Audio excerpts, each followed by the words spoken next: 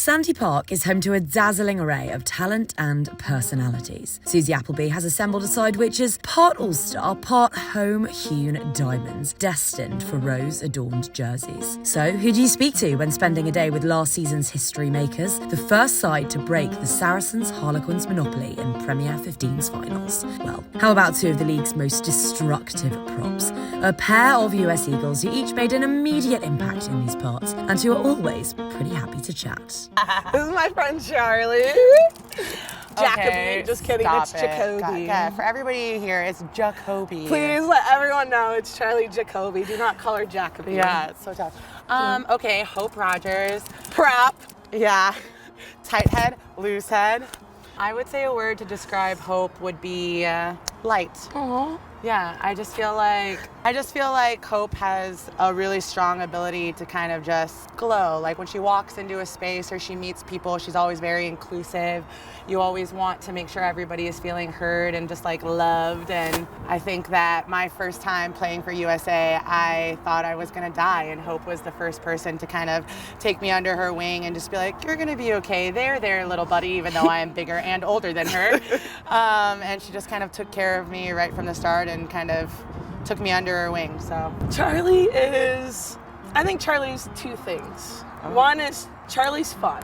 Like Charli is energy. She knows how to light up, I mean, you use the word light, I'm not copying you, but light up any room that she goes in the regards of like, everyone's laughing, everyone's having a good time. If the energy's low, Charli's always the one to bring people up. And I think a lot of people get to see that side of Charli, but I think what, like, as a good friend of hers, I get to see often is like how much Charli cares. Like, she deeply cares about what she does. She deeply cares about her friends. She deeply cares about everything and everyone. And she puts a lot of effort and love into that. And I think it's special that I get to see that side of you. that was good. It's a pretty good life down here, especially just with the beach here. And like you said, we all hang out. We spend a lot of time together. And a couple of our girls, Gabby, Hope, Rach, they love milk. So we're always out at the farm. Getting milk. Chocolate milk. Yeah, and I love coffee. So we're always just coffee, milking, eating. Food is definitely a hobby. An extracurricular activity, if you will. Yeah. I think the personalities is the best part.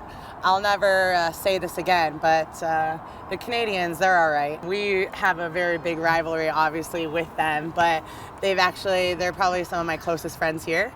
And just with the Irish, like Clee, like Tricky, like, I don't know, Linda, like everyone, it is such a big melting pot, but everybody has that one shared love, and it's rugby. The diversity amongst like cultures and nationalities and experience levels, and we have players, like Nancy and Maisie, and big fan. Yeah, #1 fan.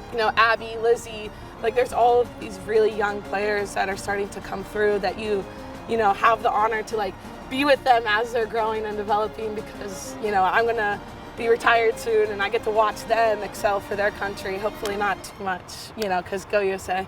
Yeah, I think it's just special being able to be a part of this team and like everything that it brings. And then we've got Kate Zach. Kate Zach. Who's playing wing, center, forward. Yeah, she's been in the pack. Who can really do it knows all. what Kate, she really does do it all. This is the face when I think about Kate. Like she just really, she just puts in a lot a you know what I mean? She and does. like, so for me, I would say that Kate, leader comes to mind. I mean, she is our captain for USA, and she does a lot. And I think she does a lot behind the scenes too that people don't really tend to realize. And whether that's like for USA, she does a lot of just like making sure stuff gets done, but also just the behind the scenes work. Yeah, an advocate. That's a great one.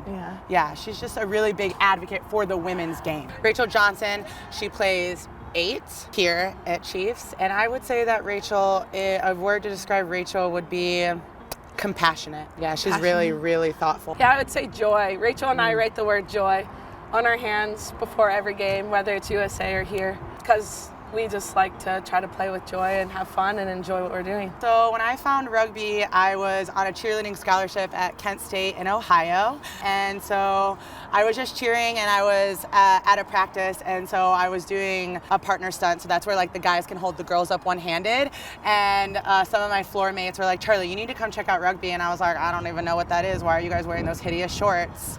You would say that. I did. I was like, ew. And then I went to a rugby practice, and then I was hooked ever since. And I didn't really figure it out until like just a couple years ago, and honestly still figuring it out. And so when Hope was like, you need to come check out Exeter, let's do this together, there's so much to learn, I would really say like to pay respects to Susie and Steve. I just think that being in a full-time environment, it's unparalleled. And you know, getting, like you said, to work with other international athletes, everybody brings something physically, tactically different to the table. And so kind of being able to pick people's brains day in, day out, learn from each other, mentor one another, it's hard not to get better.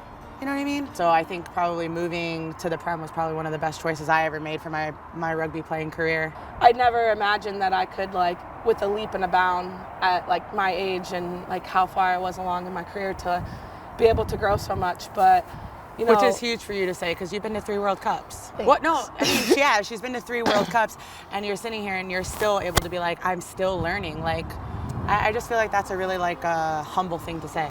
Yeah, they are amazing coaches. The level of detail, I think, is like the thing that I would say maybe is a bit different than what I've experienced from other teams. They drive a really high standard. And the standard's driven by them, but also amongst our team. Like our teammates, like we want to be here, we want to play well, and we want to have good trainings, and we kind of don't settle for anything less. Yeah. You never want to feel that feeling again. Being able to get that close and yet like come short. And Saracens deserved to win last year. They played better on the day. You know, we didn't have the performance we needed in the final. And I think like something's to be said about winning. I think that like winning is like a mindset, and like it's a talent to win. It's a skill to win and know how to do so. You know, Saracens have done that for a very long time because they've been around, and they have the team and the players and stuff. And obviously this is our 3rd year in the league, and I think that we've already started to create that winning habit and that winning culture, and we know how to do it. And we've learned a lot over the last couple games that we've had. We needed those, and we've learned from those, and I think it's going to drive us all the way to the final and to win the whole thing. We have the team, we have the talent, we have the desire to do it, and I think, you know, this year it'll just be a different outcome whenever we're there. So Steve and Susie, they've done everything they can for us. So now it's just kind of up to us and being able to, you know, problem solve in real time. And I think that we're all getting really good at doing that, especially together. And so we all know what we want, but like we've just really stayed present on the week and what we have in front of us each week. And I think that's been really helpful this season as well. She was, yeah. Oh, well, man. Yeah. Well, I feel like it wouldn't be a last night out in Exeter if we didn't go to Timepiece. Oh no, I don't know. See, I'm more of like, let me just sit down. She's saying that, but Hope can tear it up. So no, I'm not gonna allow this to happen. I do enjoy dance. I do enjoy dancing. You have a good time just with everyone else, so whatever. It's getting me out, and once I'm out, I have fun. Once she's out, you can't get her to go home. That's not true at all. No, that is true. No, it's not. No, that's not true. Literally, I'm in bed by midnight. That's a lie, though. Maybe 1.